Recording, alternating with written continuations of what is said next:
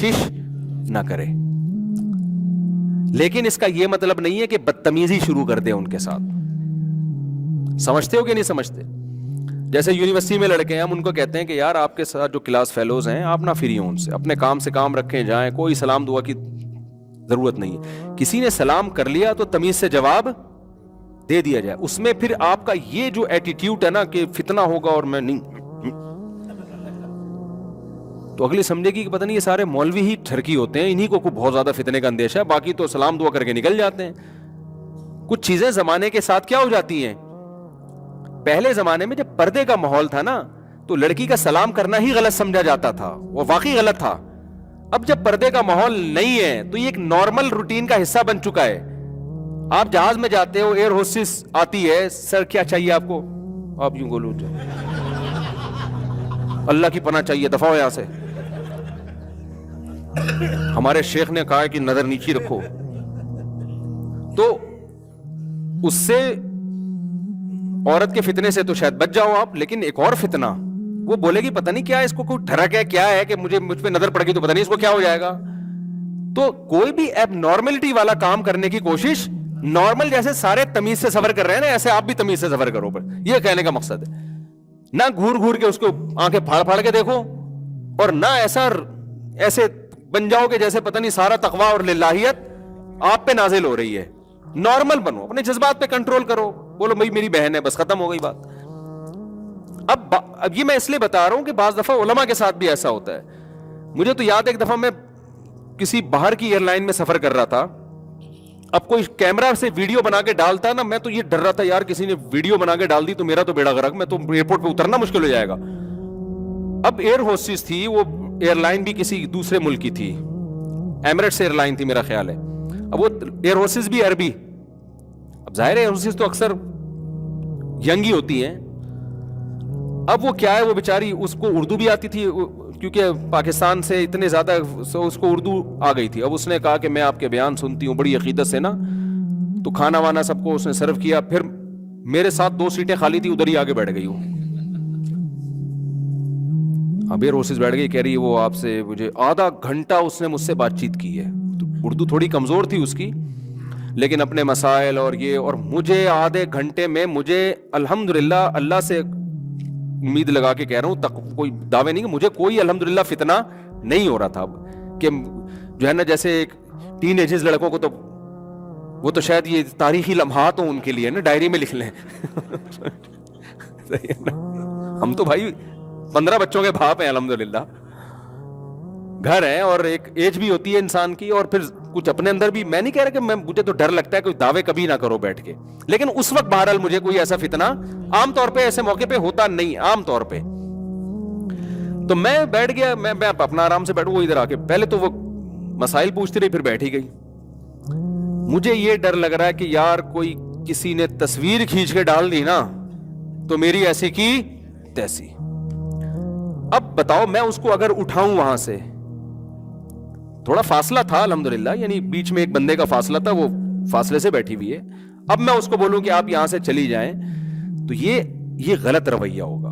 یہ آپ ایک میسج دے رہے ہیں کہ گویا مجھے آنٹی چونکہ آپ سے بہت فتنہ ہو رہا ہے اور اب میرے جذبات کنٹرول میں نہیں ہے, اور گناہ سے بچنا بھی فرض, گناہ کے مقدمات سے دفع ہو جائیں یہاں سے آپ. نتیجہ چاہے کتنے ہی اچھے اخلاق سے آپ بولیں, تو ایسے موقع پہ جب وہ آپ کو اپنا ایک روحانی پیر و مرشد سمجھ رہی ہے, اور کراؤڈ پورے مجمع میں, کوئی بند کمرے میں تھوڑی ہے, بند کمرے میں کسی عورت کے ساتھ تنہائی جائز نہیں ہے.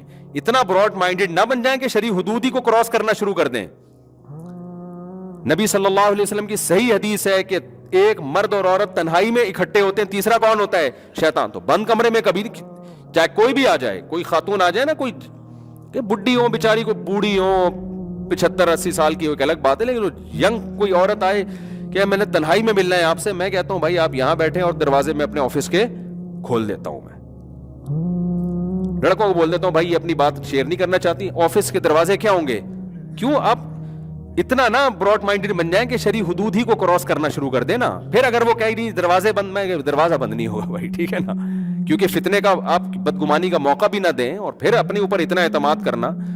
تو 20 قسم کے ہوتے ہیں, تو جیسے جاہل پیر لوگ مل رہے ہوتے ہیں, تو نہیں بھائی اب دروازہ کیا ہوگا.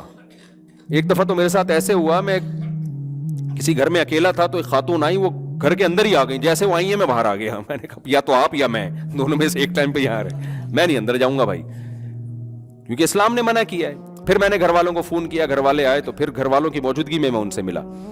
لیکن پبلک میں وہ سب کے سامنے ادھر آ کے بیٹھے تو کیا چکر چلائے گا یار, ایسے خدا نخواستہ کیوں یعنی بدگمانی انسان کرے.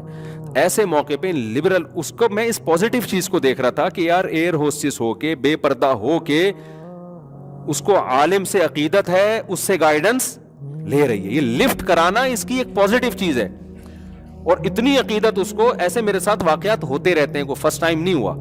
اتنی عقیدت, آخر میں اس نے کہا کہ آپ ایک جملہ مجھے لکھ کے دیں دعائیہ, اور میں پلاسٹک کوٹنگ کرا کے اپنے گھر پہ لگاؤں گی کہ میری زندگی میں آپ سے سیلفی تو شکر ہے اس نے نہیں لی, اس کو خود ہی خیال آ گیا.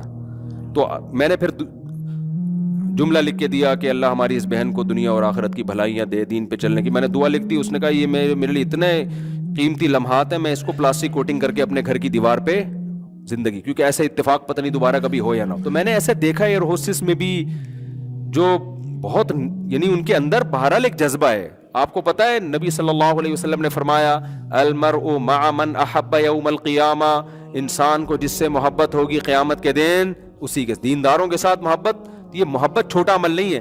میں لڑکیوں کو ایئر ہوسٹس بننے کی کبھی بھی ترغیب نہیں دیتا. کوئی خاتون میرا بیان سن کے ایئر ہوسٹس نہ بنے. مجھے یہ جاب اچھی نہیں لگتی, شریعت کو اچھی نہیں لگتی کہ اتنے مردوں میں آپ سرو کر رہی ہو. میں اس کو پروموٹ نہیں کر رہا, میں بتا رہا ہوں کوئی بھی کر رہی ہے کسی مجبوری سے یا خوشی سے, لیکن اس میں اگر ایک عیب ہے تو بیسیوں اس میں خوبیاں بھی بولو نا ہوں گی, بیسیوں خوبیاں بھی ہوں گی. تو آپ نے اس سے ایسا, پھر ایسے موقع پہ کوئی مجھے کہے گا یہ دیکھو لبرل لوگ ہیں انٹی کے ساتھ بیٹھے ہوئے ہیں. تو بھائی پہلے جو تھے نا, تو آپ جیسے داڑھی مونچھوں والے لوگ ہی آ رہے تھے, تو میرا بیان تھا سخت قسم کا, کرخت قسم کا. مجھے پتا تھا اس کے پھر بھی کوئی اثر نہیں ہوگا, تو ان کو تو تھوڑی سی لفٹ کرا دو تو یہی آدھی سے زیادہ تبلیغ ہو جاتی ہے. سمجھتا ہے کہ نہیں سمجھتا ہے. تو مولانا طارق مرزا پر بھی جو لوگ اعتراض کر رہے ہوتے ہیں نا, فلانی کے سر پہ ابے دوپٹہ تھا اس کے سر کے اوپر, یار ٹوپی تھی پتہ نہیں دوپٹہ تھا, رہا تو پبلک میں رکھا ہے نا, تو کیا یار کیوں اس کو اتنا نیگیٹو لے کے جا رہے ہو. تو دین کی تبلیغ کے لیے حرام کی اجازت آپ کو پھر بھی کسی صورت میں, جیسے شرابی پی رہا ہے تو آپ بولے ہاں پی لے, جب پوری پی لے گا تو پھر بات کروں گا, لیکن وہ کہے بات جب میں سنوں گا جب ایک گھونٹ تو بھی پیے گا. اب اگر آپ اتنے براڈ مائنڈڈ بن گئے کہ اس کو خوش کرنے کے لیے آپ نے کہا چلو ایک گھونٹ میں بھی پی لیتا ہوں, یہ براڈ مائنڈڈ نہیں ہے, یہ آپ نے شریعت کا بیڑا غرق, آپ نے اللہ کی حدود کو کیا کر دیا, کراس. تو اسی طرح نامحرم سے اگر آپ تنہائی میں مل لیے, تنہائی ہو گئی, کوئی تیسرا بندہ نہیں ہے, اب یہ براڈ مائنڈڈ, یہ تبلیغ کی آپ کو شریعت میں اجازت نہیں ہے, کیونکہ اب آپ اللہ کی حدود سے کیا کر رہے ہو. تو پبلک